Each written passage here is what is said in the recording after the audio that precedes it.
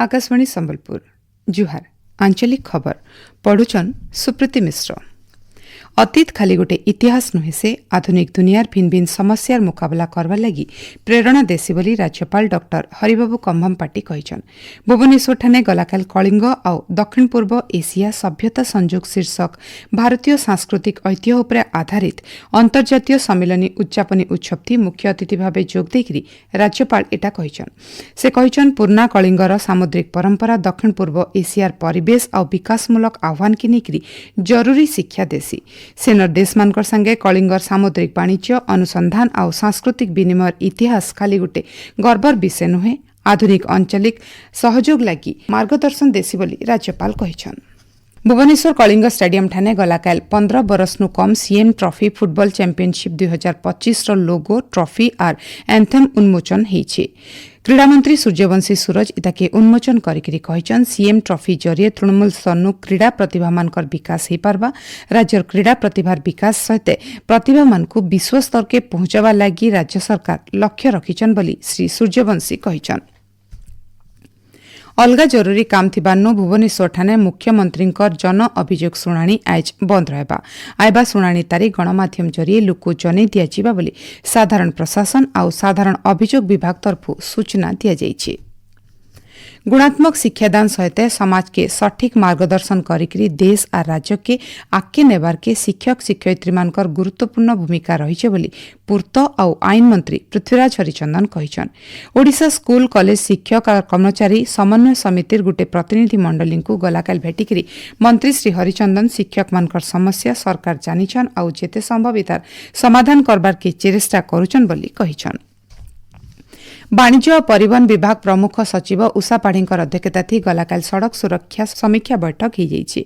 बैठक थी राज्य सड़क दुर्घटना कमाबार और सुरक्षित गाड़ी चलना अभ्यास के तहकाबार बागी सरकार भिन्न भिन्न पदक्षेप बाबदे आलोचना करा जायतिला। सड़क सुरक्षा लक्ष्य हासिल करबार लागि गुटे गुरुत्वपूर्ण पदक्षेप दिगे शून्य दुर्घटना दिवस कार्यक्रम खूब जल्दी राज्य मूल हबार के जाउछि। इताके नेकरी बिल बैठक थी आलोचना हेछि। ग्राम्य उन्नयन विभाग कर्मचारी माने एतकर दिन 10 बजे नु 5:30 बजे तक कार्यालय थी उपस्थित रहबे बोली गुटे निर्देशनामा जारी करा जाइछि। 7.5 घंटा तक ऑफिस थी रहबार सहित कर्मचारी मानकर लागि बायोमेट्रिक उपस्थान की बिल बाध्यतामूलक करा जाइछि। जेन कर्मचारी मानकर बायोमेट्रिक नाई पड़िथिबा सेही दिन से अनुपस्थित धरा जिबा बोली विभाग तरफु कुहा जाइछि। राज्य बीजेपी नेतृत्वाधीन सरकार के आयबा मास 12 तारिख बछरे पुरुछे। ई अवसरे गुटे खास कार्यक्रम थी ओडिशा विजन डॉक्यूमेंट 2036 उन्मोचित हेबा। नीति आयोग परिचालना परिषद बैठक थी ई बाबदे मुख्यमंत्री मोहन चरण माझी सूचना देथिले। विकसित ओडिशा गठन लागि राज्य सरकार विजन डॉक्यूमेंट तैयार करिछन। इथि लागि ऑनलाइन जरिए 3,20,000 लोकंकर मतामत निया जाइछि। राज्य सरकार को गुटे बछर पूर्ति पालन अवसर सूचना लोकसंपर्क विभाग तरफु उत्कल प्रसंग आउ ओडिशा रिव्यूर खास संख्या बाहरिबा। इथि गला बछरे भितरे राज्य सरकार तरफु करा जायतिबा भिन्न भिन्न जनकल्याणकारी योजना आउ कार्यक्रम सहित उन्नयनमूलक प्रकल्प और सफलतार कहानी थिबा लेखामान बाहरिबा। इथि लागि सूचना लोकसंपर्क विभाग तरफु साधारण लोकंकनु लेखा आह्वान करा जायछि। इच्छुक व्यक्ति माने निजर लेखा विभाग ईमेल आईडी के जून 2 तारिख तक पठाबार के विभाग तरफु अनुरोध करा जायछि।